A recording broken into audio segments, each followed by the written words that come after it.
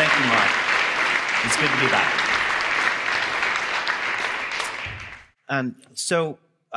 There's a bunch of people here that I know and I've known through events and other ways over the years. And I've developed a bit of a reputation around web typography, and that's usually what I spend my time talking about. So naturally, I'm not going to talk about that at all. This is something very new. And it was really important to me that this be the place where I talk about it. So a couple of things I want to put out there is this is brand new. It's the first time that I'm giving this talk.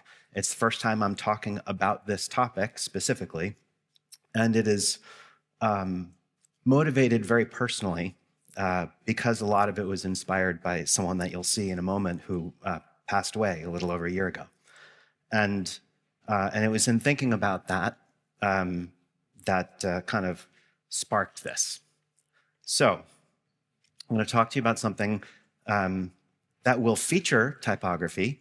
This is all in the browser using variable fonts and HTML and CSS. So there will be a few little goodies in there for people who are interested. But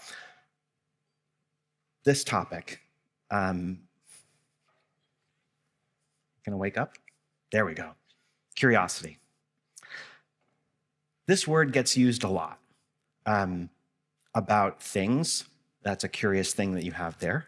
About someone who's annoying you and they're getting a little too curious, or I just want to figure something out. I'm really curious about it. And that word has been part of my lexicon and my language for a very, very long time. And it was with the passing of my father. He was someone who was insatiably curious. And I use that word because it's one that I had incorporated in my own Twitter bio back when it was worth being on Twitter, when it was actually Twitter. Insatiably curious about just about everything. And my dad wanted to learn how to play guitar so that he could play with my mom's brother who played at all of our family get-togethers. So he taught himself how to play guitar. He wanted to know how to make things, so he taught himself woodworking. He taught about many things. He taught advertising and marketing and management, but on a trip to Japan to study corporate management styles and compare them to those in the US, he was learning about the people in Japan and started to become really infatuated with that society and started to create courses about the role of women in society in Japan, his most successful courses that he ever taught. And it was motivated out of curiosity and that passion that comes with it. And that's what made it, that was my dad's most compelling content that people would just line up for to take every year. And that was really wonderful. And that transformation for him came 20 years into his teaching career. So I thought that was really interesting, that the stuff that drove him the most, that he was most passionate about, when he found it, he found the audience. So a little bit like what Martina was talking about, you putting that thing out there in the world that you want to be. And for my dad, it was manifesting an audience in that. And when he passed, my brother and I were thinking about it a lot. And my brother is a philosophy professor. And he was telling me about a course that he was teaching, his introductory course, and how he was starting to delve into these sort of intellectual virtues, the philosophical virtues of things about inquiry and ethics and all these things. And curiosity is one of those virtues, and he wanted to explore whether or not he could teach it. And that was really interesting to me. Because it was just always part of who I am. So I wasn't sure how you teach that. And so he started telling me about how he was incorporating it in his class, and then I started reading more about it. And it was fascinating that curiosity was so hard to define. And my brother had actually characterized it almost as an emotion. And I thought that was kind of interesting. So I figured that I needed to really dig in a little bit more and try and understand what curiosity really is. So I started reading these references, so all the way back to Cicero. He, in the 1st century BCE, he was a Renaissance man, really, a couple, 1,500 years before the Renaissance. But his explorations led him to this definition, or probably it would sound smarter if it was still in Latin, but you could also say it's the impulse towards better cognition. And that was a late 19th century William James, who was a philosopher and psychologist in the US. Okay, this was better. This is actually from a philosophy professor at the University of South Carolina in the US. And I really like this because it's about wanting to understand something better, but not being discouraged by the fact that you don't yet. And that's good. I really like that. This might be one of my favorite ones, though. Paraphrasing Aristotle, an aimless, witless tendency to pry into things that don't concern us. So that is just wonderful. That is curiosity at its best. But then there's like all these other kinds of curiosity that we can talk about. So how do we use these words like intellectual curiosity? I'll come back to Doug Wilson in a bit, and hopefully someday he'll come here and talk to you about the things that he's curious about. He started researching the linotype machine, ended up making a film about it, and that was how we met. And I'll come back to him a little bit more. But is there too much about something that you could learn? Probably not. Is there too much toilet paper that one puppy could eat? Henry's still trying to figure that out, and he's a little over a year old. That wasn't taken that long ago. Are there too many lammies that you could eat?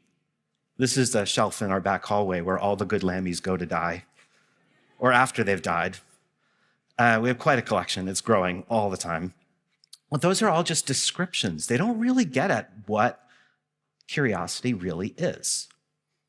And eventually I'm going to get around to telling you why I care about it that much. But still, this was wonderful. This incredibly erudite academic paper that basically says, meh, we don't know. So the more I dug in, the less certain that definition became. But I know it's important. And the reason I know it's important is that as long as I have been aware of things, curiosity is the thing that has driven me to understand it better. And that's what's going to come back as the central thing here. So I tend to think of it this way. It's something that can be formed. You may have some of it, you may not. You may be, as they say, naturally inclined, or it might be something you have to practice. But I love the description when people talk about something like yoga. They don't say that I'm done, that I'm good at it, I know it now. They call it a practice. Because you're never done. You never know all the answers. You've never made the perfect piece of artwork. You are working at making something interesting or different or more effective or better the next time. So that's what brings it back. And so to think about that in the context of design, I've got a lot of stories, but I'm not that interesting. So as my wife pointed out, why don't you ask someone else? And maybe that'll be interesting too. And so I did. I thought that maybe this project, of this being the first, I really hope that this is only the first time that I get up and talk about this because I think there's a lot more stories to tell. I started with my friend Brian. So I met Brian one day when I was out riding. He was also on a ride, and we ended up just sort of circling this boulevard together for a while. And at the time, he was the head of the graduate school at Rhode Island School of Design, which is a very prestigious art school in Providence, where I live. And went on to be their vice president and a bunch of other stuff. But he's been a teacher. He's been a design critic, founded an interactive studio that was bought by Razorfish years ago. And he's got stories about everything, like a raconteur in the best possible sense. All of my ride titles on Strava with him start with something like story time with Goldberg again, and then, launching into this ridiculous thing that he's going to get into. But it's just wonderful. Like there's always something different. It's never an instance where something doesn't spark an anecdote. And then he goes down that rabbit hole, and then 3 days later he comes back with something like this. So he was out for a walk with his wife. I had been talking about the origins of this talk, and he came back like, well, how do you get past the surface? Is curiosity just the scrolling? Or, how do we move past that into something of substance? And then he said this, but he didn't really believe it. It's sort of right when you think about curiosity being the thing that leads you to sort of graze through all of these different things that you might learn about, and then apply the rigor and the discipline and all of that academic stuff that drives you to really know something. And he said, I'm not sure I really believe my own argument. And this is from somebody who, as I mentioned, has been an entrepreneur, an academic leader, a teacher, a guide. He's learning pottery now. There's nothing that he doesn't have a story about, something that he learned. So he's full of it. He's curious. So I talked to a few other people. Eric Spiekerman is, many of you may have heard the name, he's a typeface designer, he's a typographer, he's a designer, also happens to be a cyclist, and a tinkerer, just anything and everything that he wants to learn about. And as soon as they started talking to him, it was like this first and foremost, this is how I would describe myself, the most important thing about me.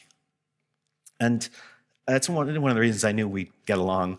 And so as we talked more and more about this, he was saying this has defined so much of him growing up, whether it's being lectured by teachers for questioning the grammar too much because he didn't understand it, to years of study and never getting the degree, which is very similar to me.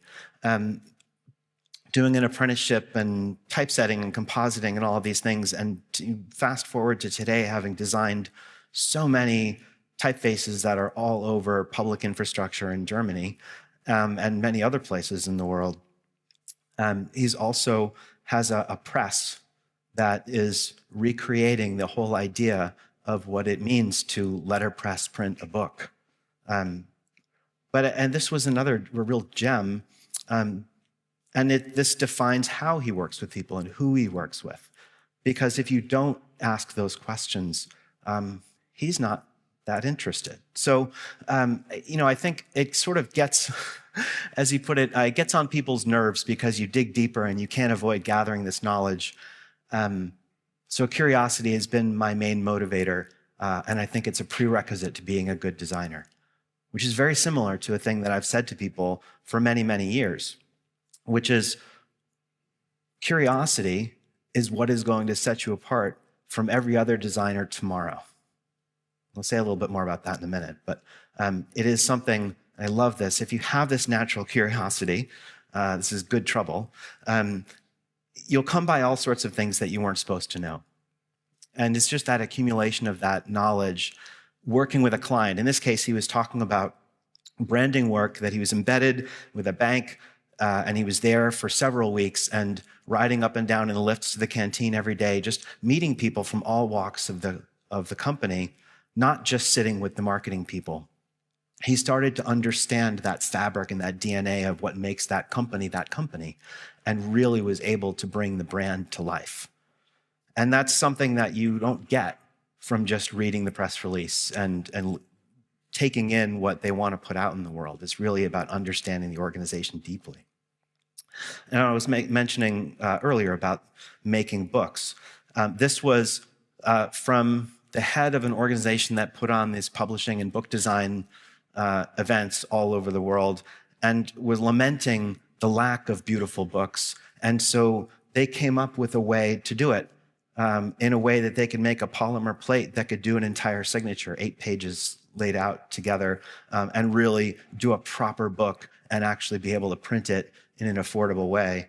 Once you get past the fact that they had to make a laser that could make a 50 by 70 centimeter plate. But they did it, and they figured it out. And so there's a level of inquisition there that is just a natural thing for him, but a lot of the things that I described there could be applied through practice. Now, David Jonathan Ross is another typeface designer that I've gotten to know over the last few years, who is wonderfully talented and has this wonderful thing. If you haven't seen it before, Font of the Month Club. And for like $6 a month US, he sends out a font every single month. And sometimes it's an extension of a family. Sometimes it's something totally new. You're never really quite sure what you're going to get. But when I asked him about this, because this is someone that, to me, curiosity oozed out of everything I ever saw from him. But this was his response. I'm not being intentionally curious, but I have intentionally structured my work practice to give space for that exploration. So without using that word, he's still absolutely embracing that concept of how do I build in this exploration, this inquiry, this time to explore and grow with something without ever actually using quite exactly that word. So he never used it in his conversation, but it really clearly comes through. Warbler is the typeface that's used for almost exclusively in this presentation. The other one is Gimlet Sans, in case you're wondering, both typeface designs of his. And Warbler started out as this display text base, more like the larger text there, and as a Font of the Month Club release, and then he started to expand on it and add to it, and eventually it sort of got to the point where I really just had to have it. So for this, I went back and I just bought the license of the whole thing, and it has this full range of the width and weight and all of it in a variable font combined in a single file. That's usually what I'm ranting about up here. But what I love about it is, when Martina was talking about the high contrast or low contrast, this is it sort of in one view. The larger size, very, very high contrast. The smaller one automatically lessens that contrast. The optical size is adjusted so that it stays more readable at a smaller size. And actually having all of that built into a single file is marvelous. It is just an incredible tool to have. And it's a curious thing, and I love it. So he insists that he's not curious, but the experiment that he did with Warbler was, can I use this every day, all day? So he set up a style sheet in his web browser, and it would automatically render everything in Warbler. And he would sit there with his font design program, making changes and refreshing, and making changes and refreshing, just to see what would happen. How small could he make it? How much could he do to really fit that brief of making something that's really satisfying here and could still work beautifully over here? And it's curious. And on client work, and this is where it's really fascinating, where you're like, okay, we have constraints, we have the brief, we need to satisfy a particular use case. So in this case, user interface font, typically, you maybe want to be a little bit less ornamental, a little less quirky. But how far can you push it? And so the one that's behind there, I think that I set that up with, with Gimlet Sans, which is the one that I used for very small text in the early slides. It's got this underbite. So if you look at the way the C comes together, it sort of juts out a little bit, and it's really quirky and fun, but it doesn't get in the way of it being readable even down to 9 point. And so that exploration of how much personality can you put into something while still having it maintain that useful quality is an interesting tension, and one that many people wouldn't bother to try. So he uses a different word. He uses the word wonder. And that's sort of, if you go back to the text from Aristotle that Philip Ball was talking about, he thought wonder was far more useful. So it being the true root of inquiry. And that phrase really sparked something for me, because that actually was how my brother described it too. So as a philosopher, curiosity as one of those virtues is a thing that is at the root of questioning. And so whether you say it's aimless and witless or it is the origin of your knowledge, potato, whatever, it doesn't really matter. That's the heart of it, is that it gets you to ask a question. So, and this is going to come back around eventually, I promise, to think about how you would relate this to you as a designer or you as a developer, whatever it is that you're working on, is how do you remind yourself to ask the question? So I promised I'd come back to Doug. Doug started this quest. He was a trained graphic designer. He, as part of that, took some letterpress printing courses, and then he learned about this thing called the linotype machine, and it kind of took over his life. It still has, but he made this film. He's written all these articles, given all these talks. Now he's working on a book, and he swears that he's getting to the bottom of all of the things that he could research. I don't believe it for a second, but I just think that this was another interesting origin where he grew up in a very conservative religious household in the Midwest in the United States. And he didn't feel like it was that encouraged, even though his parents were very bright and the teachers, but they just didn't seem to really think of curiosity as something worth encouraging or focusing on in a given way. And he said that maybe that's where it came from, was his reaction against that as he got a little bit older. And this I thought was really interesting, because I relate to this so much, that he knows that he can trust that it will lead him somewhere. He may not know where. It may be answering a different question than when he started, but it's going to be something interesting and worth finding out. And so that journey, whatever it is, wherever it takes you, is what will make that worthwhile. And trusting that is really important.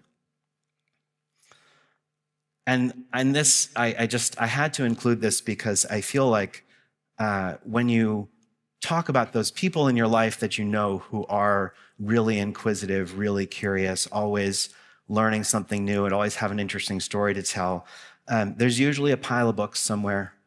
Maybe they haven't been. There's a lot of books in my house that I haven't read yet, but sometimes it's just the comfort of it being there, that I know that I can pick that up and read it is wonderful. But yeah, there's always new things to learn. I just turned 54, and I'm up here telling you something that I've never talked about before, and I've learned a lot along this journey. It's a few stories from a few different really super interesting people, at least interesting to me. So what do I think about it? This is what I have said to designers for over 20 years, as I've hired them, as I've managed them, mentored them, interviewed them. That's what I want to know. If I can see how you learn, if you can talk to me about what motivates you or how you learned the latest thing that you brought into your toolkit of things, of techniques and inspiration in your work, you're someone I want to talk to. You're somebody I know I can learn from. Because that's really what you're trying to do as a manager, is to hire people who are smarter than you. So that's a key part of it, is making sure that they will actually know stuff that you don't know. It is the most important aspect of this. And so this is kind of what I wanted to bring this back around to. So as designers, we've probably done, or as developers, engineers, but there's lots of different folks doing different things in here. Whatever it is, you studied somewhere in some way, or you taught yourself stuff, and you got to this point, you've got this job, and you're good at it, you're getting paid well. But there's no barrier to learning more. And that's, I think, the real key, is that especially if you work in the web or digital world in any way, the one thing that you'll know is that it's not going to be the same thing tomorrow. And if you're doing exactly the same stuff and you know exactly the same stuff tomorrow and the next day and the day after, you're falling behind. Someone else is going to learn a little bit more, be a little bit more motivated. And it's not about this being an arms race. It's really just simply about embracing the fact that this industry is one that is always fluid. It's always changing and always growing. And when I say industry, you could really substitute anything in there these days, especially with the proliferation of AI tools. But there's no gate to curiosity. And that's what I think is so beautiful about it, is anyone can become more curious. I think I'm a pretty curious person, but there's always more. Everyone has what it takes, which is really simply ask one question. Start there. It's really simple. When you're presented with some scenario, ask a question, why? Then maybe ask another one. And the more questions that you ask, the more you start to realize what you're learning in those answers is the why. Because if I took on face value when the CEO said, we want to be app-led, that was the phrase, and everybody just jumped and they said, okay, we've got to change everything. We're a big e-commerce company. Come on. Just waiting. Give it a moment, I hope. And if everybody just jumped at that phrase, then we wouldn't really ever get to what it means. And really, the more I dug into it, the more it actually had nothing to do with whether or not we released a feature there first. It was about whether or not our app was useful for more than just buying dog treats. So, we're a pet e-commerce company. It's kind of fitting. I'm on brand at some point. I hope the slide comes back. And what it means to me, as I learned more about this phrase, as I dug into it was all about turning our app into something that you might look at throughout the day to learn how to be a better pet parent, rather than just reorder the treats. And that's a fundamental difference, and actually is something that makes way more sense. So we have this idea of just answer the brief. Just do the thing that came out of that person's mouth and don't ask any more questions. If I didn't start asking those questions, we wouldn't be fundamentally changing the way our app is structured, so that we're hoping, there we go, thank you very much, that it will then turn into something that has a tab right in the bottom bar that's all about learning. We have thousands of articles that have been written by veterinarians that no one can find. And if we bring those front and center, how much better, how much more useful would this app be? And that doesn't take anything away from people buying the treats. They're still going to buy the treats. But there's an openness to that inquiry that allowed me to get to that understanding that I didn't have to go to school for. I just had to ask the question. And when you start asking those questions and you start digging into those underlying reasons, that is when the ideation starts, because that's naturally going to prompt things to how might you then start to answer those questions. And that in turn is what's sparking your creativity. So as a designer, I promised I was going to bring this back around. We're going to start asking more questions. We're going to start learning about these varied things that we might not otherwise learn about by talking to people in the lifts and getting to know people outside of marketing. And that in turn allows us to create something that is going to be more meaningful and more connected to the people who are in that company and the people who are those customers of that company. So that is how you can relate curiosity back to being a really meaningful part of what you do. It also doesn't have to be a huge thing. It could be a very small thing that might end up having an outsized impact. But when you need to start developing that creativity, and this was a rut that I was in a few years ago, I decided to try, well, I'm going to go back even further. So my Instagram feed is 15 years full of pictures of my dog walk every morning. And the reason I started doing that was because I needed that creative prompt. And so it was actually before Instagram launched, and everybody was starting to post on social media about these such and such challenge. I'm going to do this thing every day. And I think it was Doug Bowman, who's a designer at Twitter, one of the early founders, founding members of the design team. And he was starting to post these things really frequently. And so I thought I would try that too. And 15 years later, I still pretty much every morning will post a photo trying to make some creative thing. And so it's that prompt, that habit that I've been trying to work on. And then forward, I tried to apply that with writing. I had written a book on web typography, felt really out of date. I really wanted to do something new, but I didn't have it in me to jump into writing another book.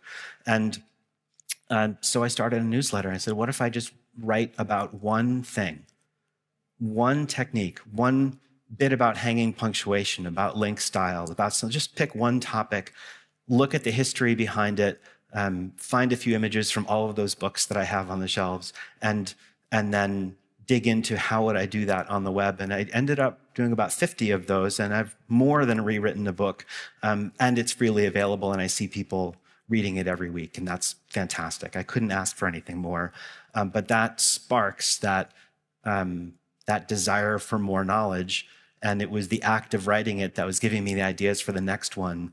And so that's why I'm here, is as I started to dig into this, it got more and more interesting. There's more and more people to talk to, and I want that flywheel. I love that reinforcement of looking for that new answer to this new question that I've found. It's not really bad or good. I think the word gets used depending on the perspective of the speaker as bad or good, but inherently it's not either. And it's also not a requirement. I do want to state that. You can be a perfectly good designer and not be curious. You can also be a really curious designer and not be very effective. I mean, that's possible too. But if you practice, you'll always grow. And that's really, I think, what coming to things like this is all about, is you come here because you want a little rejuvenation, you want to learn something new, you want to reconnect with friends, and all of those things are the sparks that will turn you into somebody else tomorrow than you are today. And it might be very subtle or it might be very profound, but it's growth, it's change, maybe it's improvement, maybe it's just stepping sideways. I don't think it really matters. It's just not staying in one place. And I think that has been something tremendously beneficial to me. I've been in the web industry now for 30 years. And I still think it's fascinating, and I still learn things every day. And I still was sweating the hanging punctuation in this typography, but finding out that I can actually do that with one line of CSS now, that's pretty cool. So it's not bad or good. It's not big or little. It's yours. You can do with it what you want, and it's a continuum. It's not any one thing. It permeates everything in your life. I'm talking specifically about design, but there's a whole host of other ways that it actually impacts my own life. So by asking that question, could I understand this better? That is how you're opening yourself up to growth. And with that growth comes agency. So speaking with someone who's got a tremendous amount of knowledge and is really very clearly not being valued at the place where this person works, finding that growth and that agency to take this incredible body of knowledge and find the place that does value it. It's fine to stay in a job if you're comfortable there and if the reasons all line up. But when you want to put out into the world what you want it to be, this person I've known for a number of years, and a tremendous amount of knowledge about design and creative things tied up into somebody who is very, very technical. That is a rare find. And there should be a million companies that want to hire this person. So I hope that that does work. And I hope this is maybe a little bit of motivation. But that agency comes from curiosity. it's also ours to share and ours to grow with. So as a leader or a manager, what does it do? If you are the person who is critiquing the work from your team, for you, the critic, that curiosity is what you want to tap into to desire that understanding of the work being done. And when you ask those questions, for the receiver of it, for the presenter, they're getting that fresh perspective and the sort of like questioned assumptions. And so the curiosity actually benefits both people in that arrangement, and it tremendously benefits the work. As a driver of innovation, so we're going to see Brendan come up here later, and Gavin. I mean, gosh, the titles, holy cow. So those people are curious people, I can tell you that. And it is a driver of innovation. How might I make this really cool effect in the text on the screen? How might I get it to react to the music? Those questions just naturally lead people to this exploration. So how might you do something? It comes back to a book I quote all the time. I finally bought a copy, so that's a step in the right direction. The Art of Looking Sideways. It's something I've said for many, many years that I think is something that sets designers apart or creative people, and in some fashion, is the ability to make those oblique connections, to kind of look across things as you meet these people in the lift and in the canteen, and you put these things together that someone who is focused solely in one lane, doing one job function, would never do. And that, I think, is a hallmark of true creativity, is to be able to have all these conversations and they kind of percolate in your mind, and then they start to pop up in your sketch, in your solution, in your code, and that's where the innovation really happens.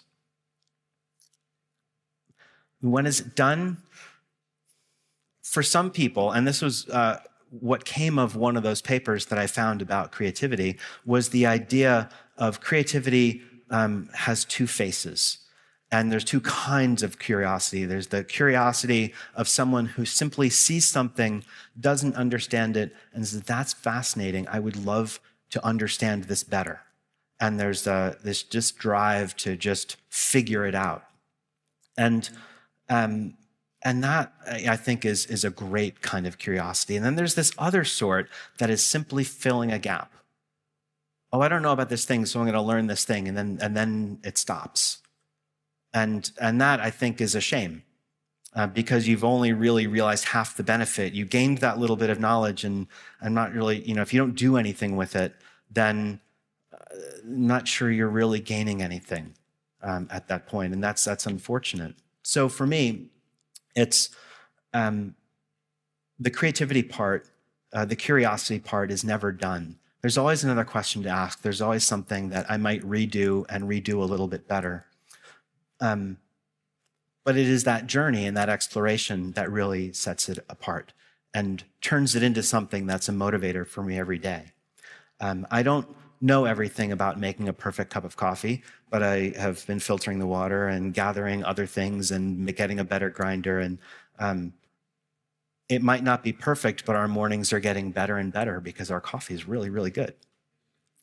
I may not know how to typeset the perfect page of every text for every person in every condition, but the more I work on it, the better it gets, and the more I share it, then the more other people are going to typeset better text for more people, and it will be more accessible and more readable and more beautiful, and that's a wonderful thing. That's never done either. And I know that I may never give the perfect conference talk, but I do know that this one will be better tomorrow for having given it today. So thank you very much.